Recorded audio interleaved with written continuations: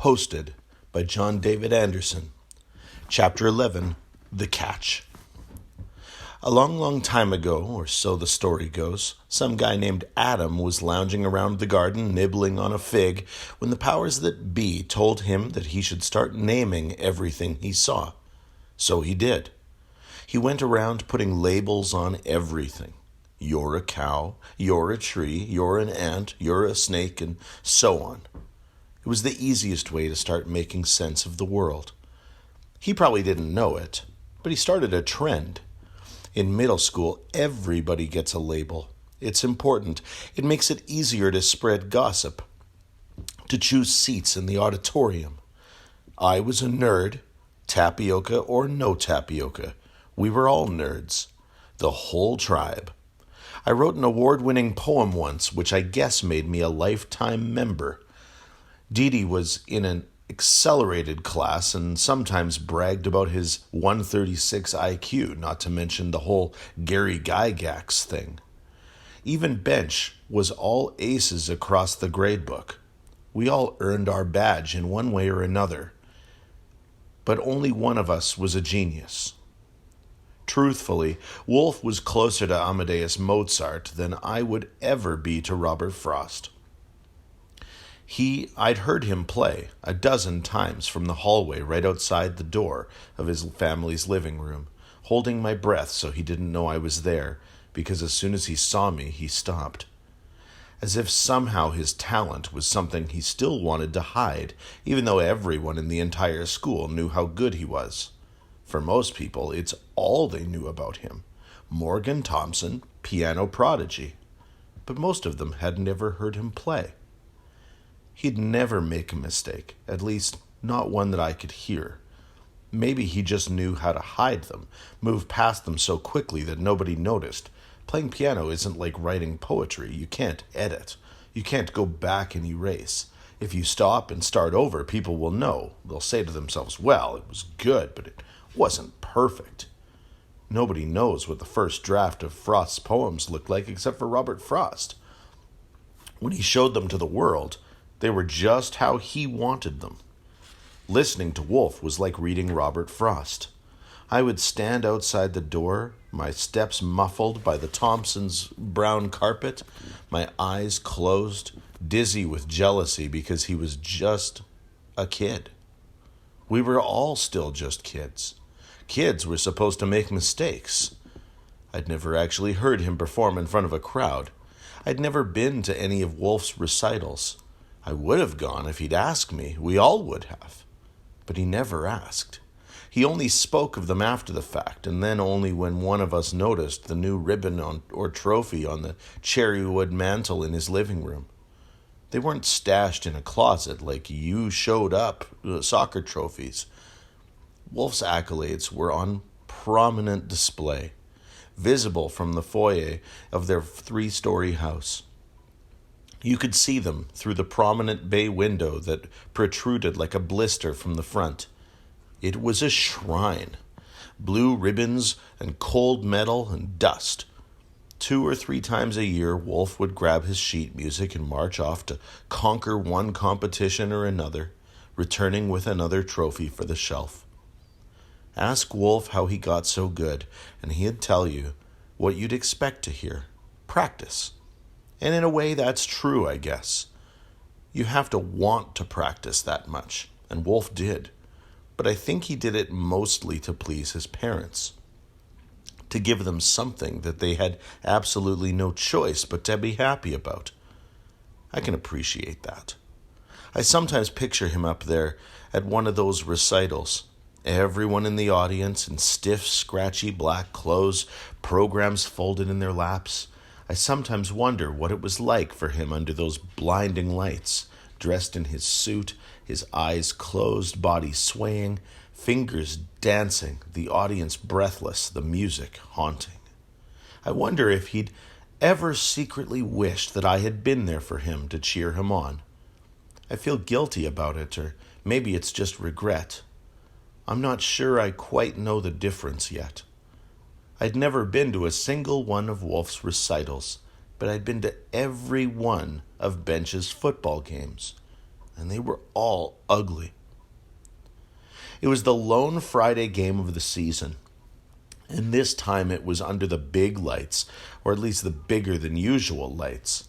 The Branton High Cougars were away, so the Fighting Falcons of Branton Middle School had the high school field, which meant that the 300 or so people who usually came to watch middle school games were scattered among bleachers that could hold 2,000.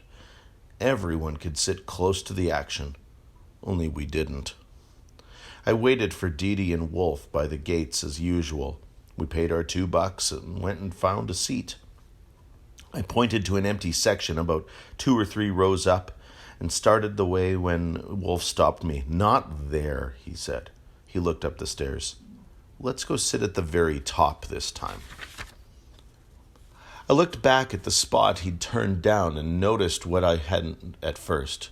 Jason, Noah, and Cameron clumped together on the row below that. They were all huddled over Jason's phone, laughing at something completely idiotic, no doubt. I obviously lingered too long. Cameron looked up and saw me and then elbowed the other two. "Look, it's the Roman Legion," Jason said, which was hilarious, apparently, at least to the 3 of them. Jason proceeded to give us some kind of salute, like he was karate chopping the sky. "Hail Caesar," he cried. More laughter. Wolf gave him a gesture back, much less obvious, but to the point, hand pressed close to his chest in case any adults were looking. "What was that all about?" I asked. I'd seen Wolf blow Jason and company off 100 times, but I'd never seen him flip them off before. "Who cares?" Wolf said, turning back around and heading up the bleachers. I followed Wolf and Dee Dee up the steps to the very top where you could hear the flags snap. It was chilly, the kind of cold you don't really notice until someone puts a mug of warm cider in your hands and you realize how stiff your fingers are, and not just the middle ones. How the first sip stings your lips. The night was clear, though, star-studded, and it felt good to be out in the sharp autumn air, the smell of hot dogs and fresh popcorn and wet leaves. I sat next to Dee Dee, who sat next to Wolf, our butts nearly freezing to the metal bench. It was the 4th game of the season, and the Falcons were 1-3, already an improvement over last year's 0-11 record. Unfortunately, according to the roll of Dee Dee's die, we were expected to lose again. According to everyone else you talked to, we were expected to get creamed. "Will we at least score a touchdown?" I asked, and Dee Dee rolled for it. There was no chance of anyone seeing him all the way at the top, but he still kept the dragon hidden in his palm. He rolled a 2, which meant a 20% chance. That seemed about right. I looked over at Wolf, who seemed preoccupied with the crowd, except he wasn't looking in the direction of Jason Baker's spiky blonde head. He was looking for someone else. "Did she say she was coming?" "Who?" "You know who." "I'm not looking for Rose necessarily," Wolf said. "I'm just browsing." It was a good word. It might make a line of poetry. Browsing for the crowd for someone worth the price of a conversation. I knew I'd never remember it, though. "Let's see if any cheerleaders will screw up their somersaults," Dee Dee said. He rolled 70% chance of cheerleader wipeout. At least that gave us something to look forward to. Wolf was still scanning the crowd for not Rose necessarily. It wouldn't have surprised me to see her lumbering up the steps to join us. In the span of 1 week, Rose Holland had not only navigated her way into our lunch table, she seemed to have stuck a harpoon in Wolf's side and reeled him in. I still wasn't sure what was up between the 2 of them, but I was glad to see Wolf out here with us, cheering Bench on. Wolf's phone buzzed. He laughed at something and then sent a quick reply. "Was that her?" He nodded. "She says she's sorry she couldn't make it, but football's not her thing." I thought back to Rose's first day standing with Bench in the hall, watching her part the crowd. She'd make a good linebacker, they thought. Down on the field, 3 little kids were chasing each other around. A referee shooed them away. "I wouldn't exactly call it our thing," Didi said. The voice came on the speaker and began announcing the teams, starting with the visiting North Westchester Wildcats. We booed and told them just how much they sucked, so much they were going to put Dyson out of business, said Didi, earning him the award for lamest trash talker of the night. The few adults closest to us gave us dirty looks, but they were still several rows away. A couple of weak, sputtering fireworks announced the home team's arrival, and we stood and cheered the Falcons as they took the field. Didi pointed, "Is that him?" It was a little hard to tell. We'd sat far too far up to be able to pick Bench out from the crowd, so we waited for the starters to put their helmets on and huddle up. Bench was easy to spot once he'd assumed his customary position, number 80, sitting by himself on the end of the bench. The opposing team looked a lot bigger than us, galumphing across the field like a crash of rhinos. "At least if it's a blowout, Bench will get to play," Didi said. The ref blew the whistle. The Falcons fumbled the kickoff, giving the visitors the ball at the 50-yard line. "Yeah, there's always that," I said. I sat and watched with my hands tucked between my knees. It wasn't a blowout, though. By halftime, the score was only 17-zip, which was better than I thought it would be. Didi's die was right about the lack of home team touchdowns, though. Then, during the halftime show, one of the cheerleaders fumbled through her flip and planted in the grass, laughing and shaking her head. The dice rolls true," Didi said, doing his best Gandalf imitation, though I couldn't remember the White Wizard actually saying that. Didi's dragon was 2 for 2 so far, though. I was about to ask it my mom's chances of winning the lottery. She got a ticket every week. But on the ensuing kickoff, the Falcons ran it all the way back for a touchdown, proving the dice wrong. The crowd whooped and hollered. We banged on our bleachers. Didi celebrated by buying us a bag of popcorn to split, careful to take the stairs all the way on the end so that he didn't get too close to where Jason and company sat. Wolf sent Rose updates on his phone, or maybe he wasn't texting her about the game at all. Another touchdown at the end of the third put us within 3 points. It was a close one. Number 80 just sat there on the bench, helmet in hands, waiting like always. "Definitely not playing now," Didi said. There was too much at stake. At least we could tell him we came, I thought, that we were here all pulling for him. All 3 of us. At one point, he turned and looked at the crowd, and Didi and I waved, but he must not have seen us because he didn't wave back. Didi finished off the last of the popcorn, then finished off the last of the Sprite. The score stayed the same through most of the fourth quarter, with neither team making any progress. With 2 minutes left, we were forced to punt, still down by 3. "That's it," Didi whined. "Game over. Seriously, why do we even come to these things? I can watch Bench sit on his butt at school if I want." Except not anymore, I thought. Not at lunch, anyway. I didn't say it, though. Just cheered half-heartedly for the losing team. The Falcons kicked the ball. The Wildcats player fielded it at the 40, returned it 10 yards, then 20. It looked like he might break free and put us out of our misery. The rest of the Wildcats were on their feet. Then the kid dropped the ball. Or maybe it was wrestled away from him. Either way, it squirted free, ping-ponged across a dozen hands and feet before getting buried under an avalanche of jerseys. Whistles trilled. Referees rushed over to the pile. Didi muttered to himself, "We didn't get it. There's no way we got it. We never get it." The mountain of players slowly peeled away, and a kid in a white and blue uniform popped up, holding the ball like he just found gold. The crowd exploded. The Branton Middle School Falcons had possession with a little over a minute left and 60 yards to go. I looked at the home team sideline.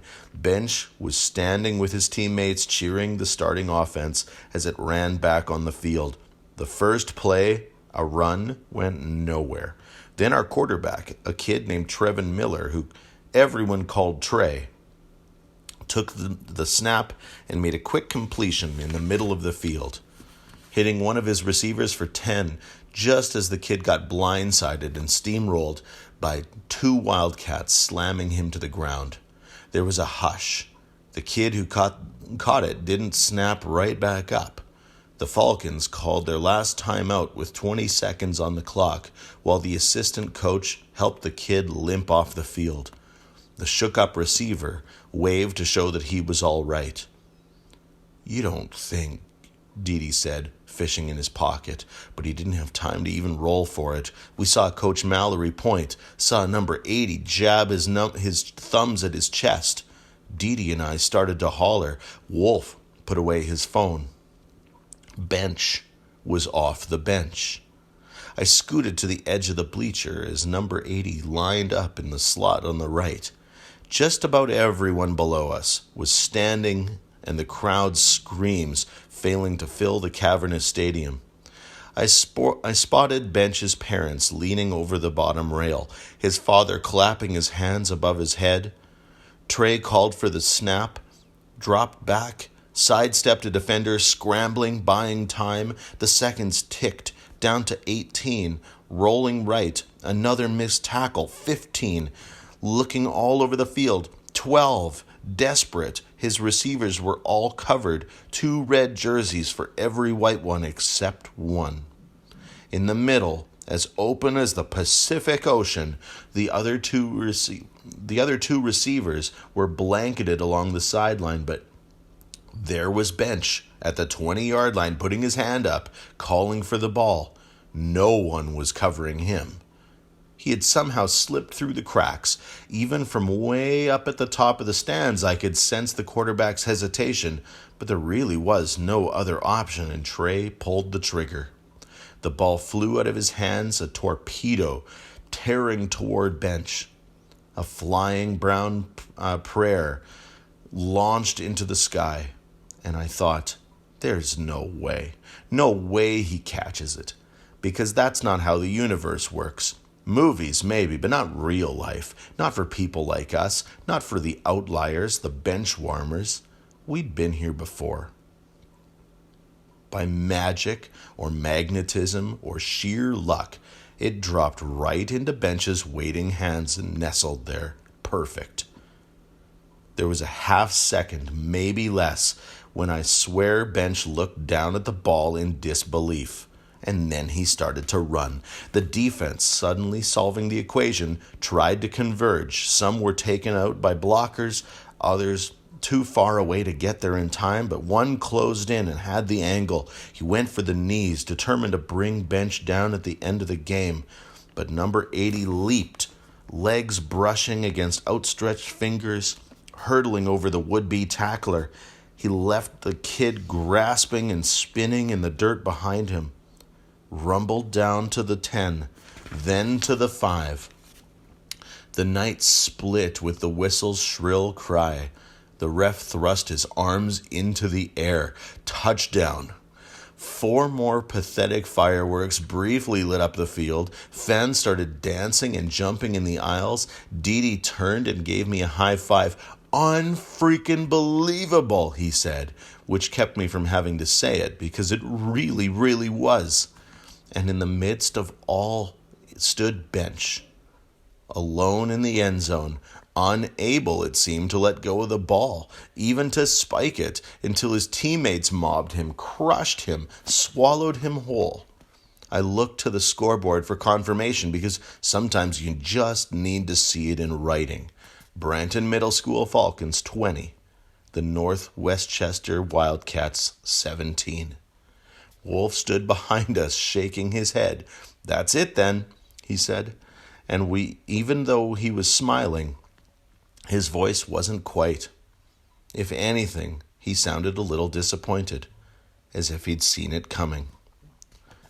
We pushed through the crowd on our way down the field, hoping to get a chance to see him at least, to say congratulations, but Bench was already lost in the sea of white jerseys. They actually lifted him up and carried him, 24 hands propelling him halfway across the field, away from where we stood.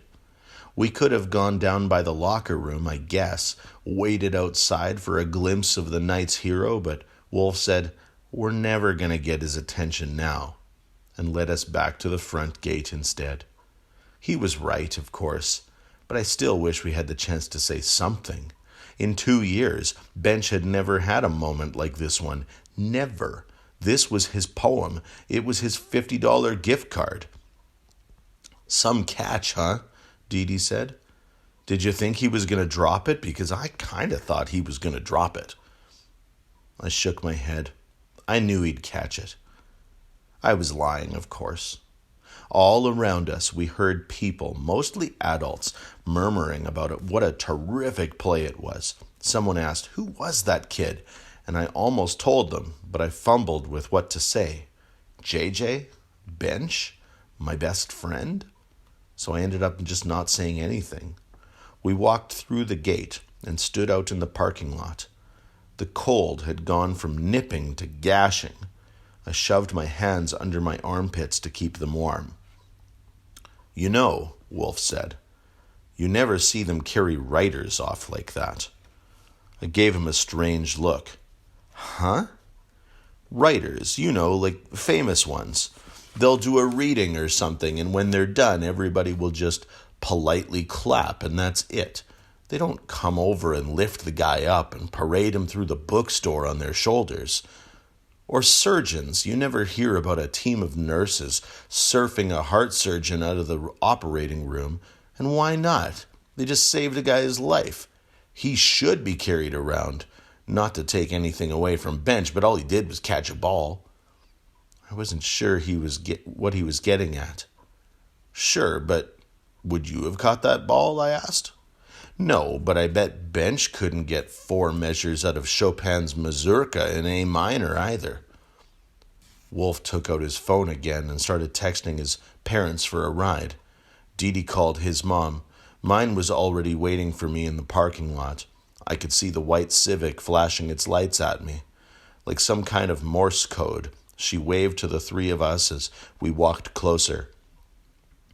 "We're still on for tomorrow, right? At Wolf's house?" Dee Dee asked as I opened the door. "You guys promised. I've got a whole new campaign lined up. There's zombies and everything." I assured Dee Dee that Sarek the elf would not let his fellow adventurers down. Then I waved goodbye to Wolf, who gave me a nod. He was still looking at his phone, a huge grin on his face. Maybe it was too much popcorn and soda or just the excitement from the last play, but my stomach was rolling. "So how was the game?" Mom asked as I buckled in. I thought about it for a moment. "We won," I said, as if the fireworks didn't give it away. "That's good, right?" Apparently the tone of my voice was a little off. "Good? Oh, yeah, it was a great game. Probably the best I've ever been to." She looked at me, pressing me for more, but I just looked out the window. I didn't tell her how Bench, the first friend I made in middle school, a kid she'd baked brownies for and taken to amusement parks, how he made the game-winning catch. I don't know why. Maybe I felt like it was one of those had-to-be-there things. Or maybe because it wasn't my moment and didn't feel like I could do it justice. I wasn't a good enough poet to put it into words.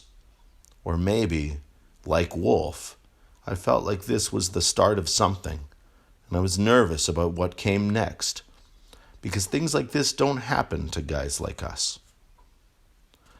That night, I dreamed that I won the Nobel Prize for Literature. I have no idea what the Nobel Prize looks like, but in my dream, it sort of resembled the Stanley Cup. A glinting metal behemoth nearly twice my size with handles on the sides. It had my name, my real name, Eric Voss, engraved along the base. I was the first middle school kid ever to win. Absolutely unheard of. though that didn't stop the two women in silver bikinis from kissing me on the cheek as they handed me the trophy. There, standing and sweating under the auditorium lights, I gave a speech. I thanked my dad for introducing me to Robert Frost and my mom for pretty much everything else.